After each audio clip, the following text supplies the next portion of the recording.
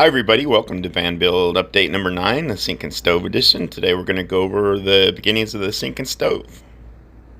Enjoying this. It's 16 degree weather outside. 16 degrees Fahrenheit weather outside.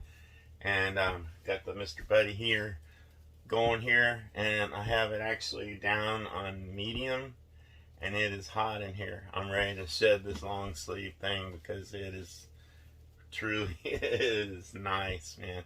This is I just consider this a complete blessing. God is really good. God is good all the time, and so anyways, so I started framing out my area where my sink and stove is going to be, and no, that's not a trash can down there. That's actually going to be my water tank. If you're interested in how that's going to work, stay tuned for future updates. After I had the framing all done, I laid my countertop plywood out and started figuring out where everything's going to be placed, the sink, and where the stove's going to be, and getting that all figured out. And I decided I wanted to go ahead and put a smoother finish on top of this plywood. In this fan, I decided I wanted to have 2 stoves instead of 1, so I bought me a second burner and got all the gas lines and everything hooked up. I decided right next to my countertop is where my water heater, hot water heater is going to be, and I decided to go ahead and put it out in the open like this because that's the way they suggest that it be put. And right here, it just seemed like the perfect spot right next to the heater buddy, and it's out of the way of everything, but I still have easy access to it.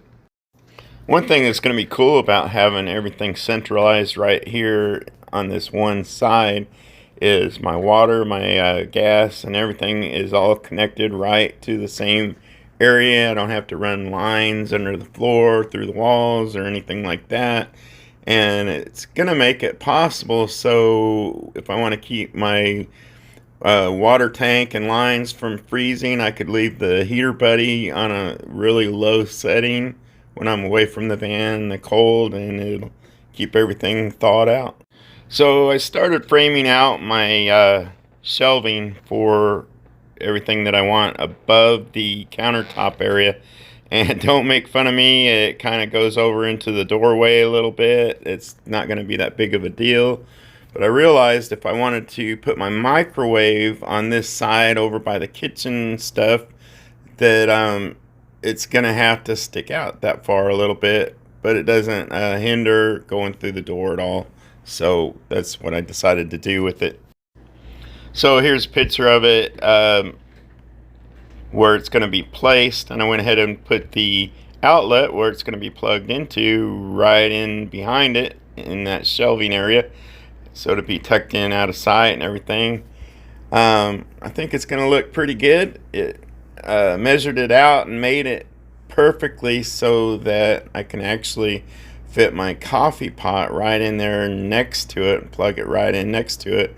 They're both going to be working off of when the engine is running anyway, so why not put it all right there together? And it looks great.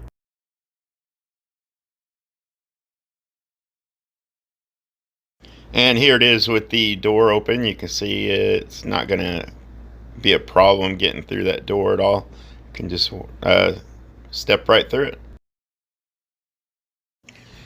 On top of my countertop, I decided to do something a little bit different this time. In my very first fan, for the countertop, I used white countertop paint. I found that was not very hard, and it was easy to scratch. And this time what I bought was some enamel appliance paint. It actually goes on and it turns into this real hard exterior, and I thought I'd give that a try. Tested out all my gas lines, everything was working great. Got it all hooked up, and it is looking awesome. Thank you for watching. Hope you have a blessed day in Jesus.